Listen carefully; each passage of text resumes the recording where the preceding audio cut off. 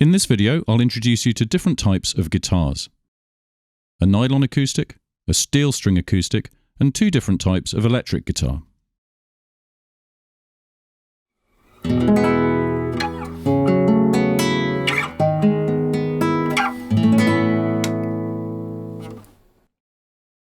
Here I have an acoustic guitar with nylon strings, also known as a classical guitar or concert guitar.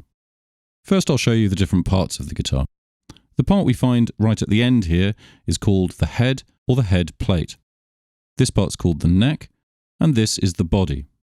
In the acoustic guitar, the body is hollow inside and there is a sound hole where the sound of the guitar comes out.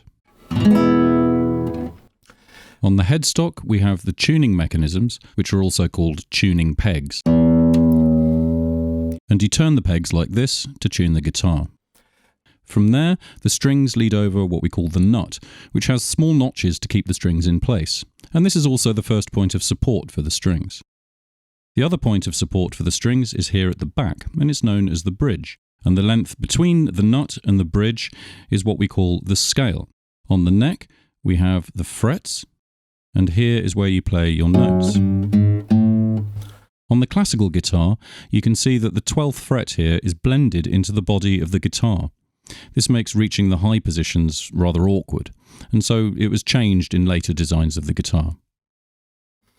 There's one more very important thing we need to talk about with regard to the classical guitar.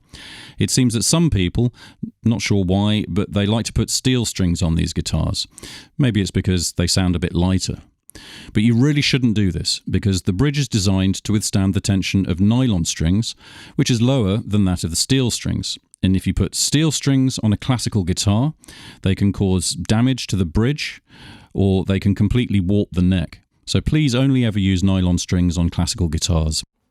Of course, there are guitars that are specially designed for steel strings. I have one here. These are known as a dreadnought, or a steel string acoustic, or you'll sometimes hear them referred to as a Western guitar. And they're very similar to classical guitars in that they have a headstock, a neck, and a body. The transition area between the neck and the body is on the 14th fret now, and this makes reaching higher notes a bit easier. You'll see the tuning pegs are a bit different, and the strings aren't tied to the bridge. Instead, they're now anchored to it with something we call ball endings. They're basically tucked into this piece of wood here, and this is what the guitar sounds like.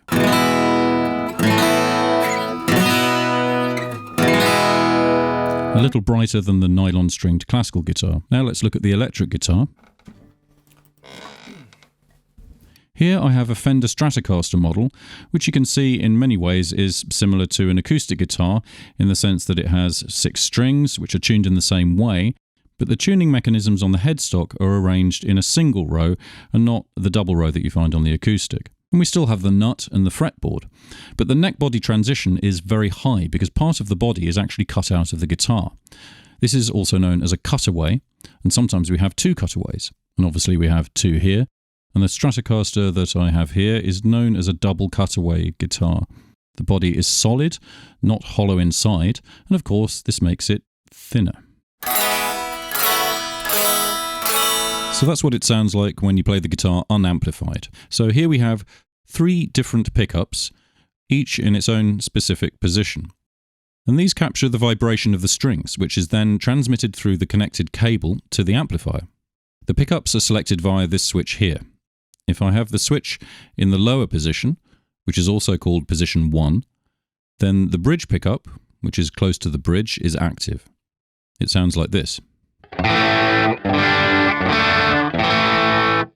In position 2, we have the bridge and mid position pickups combined. And here on 3, we have only the middle pickup.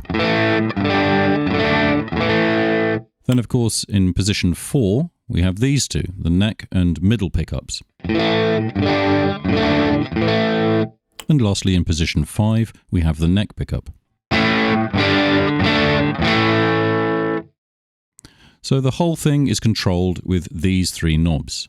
This one is the master volume knob, which controls the output level of all 3 pickups. And we also have 2 tone controls.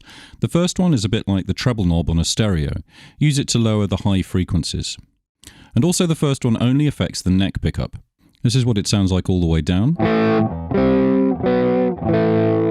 And now all the way up. The second tone controller is for both of these pickups.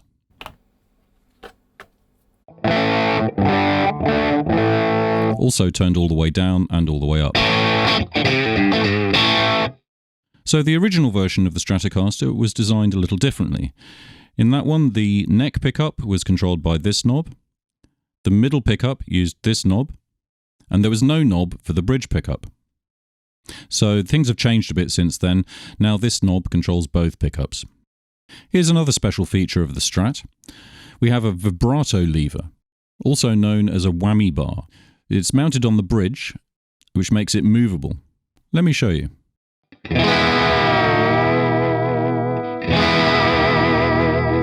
It allows me to change the pitch, so when I press it down, it makes the sound lower, and I can also pull it up.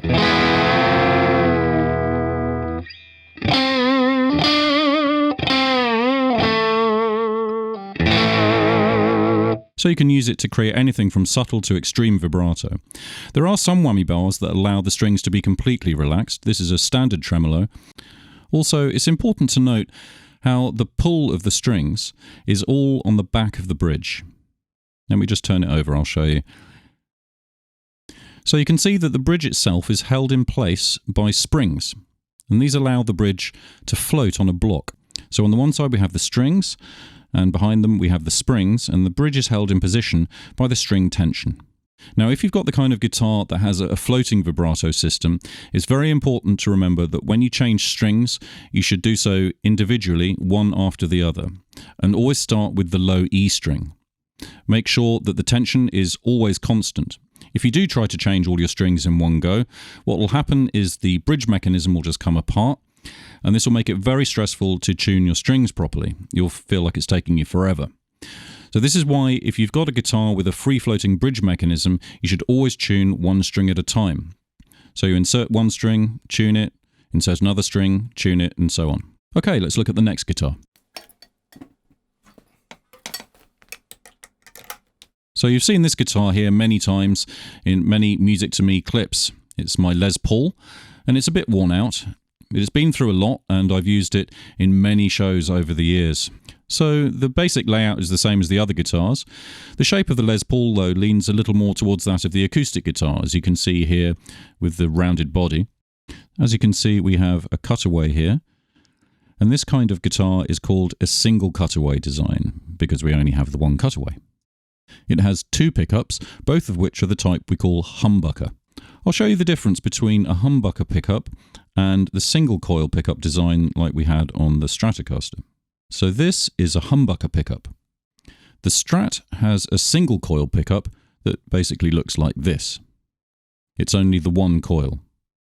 The problem with these single coil pickups is that they pick up a relatively large number of external signals, and on some amplifiers this can end up causing low frequency feedback.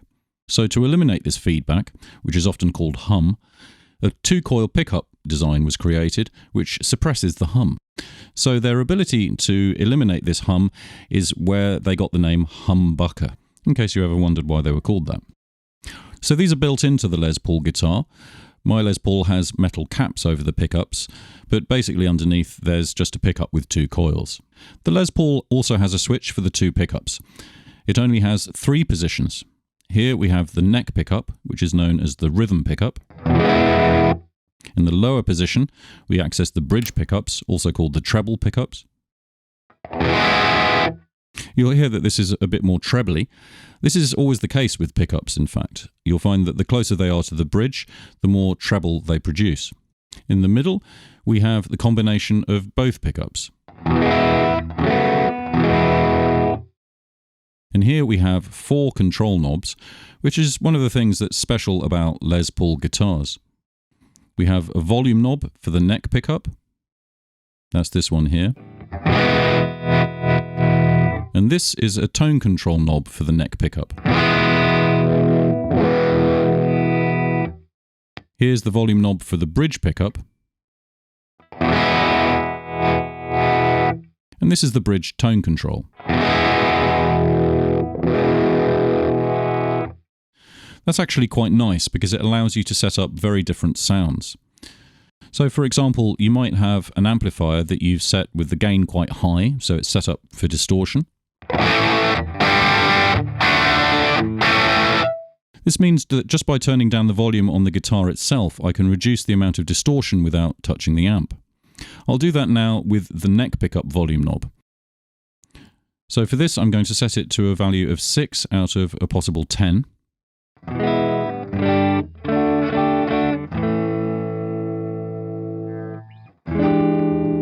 Now I'll switch to the bridge pickup, which is turned all the way up to 10.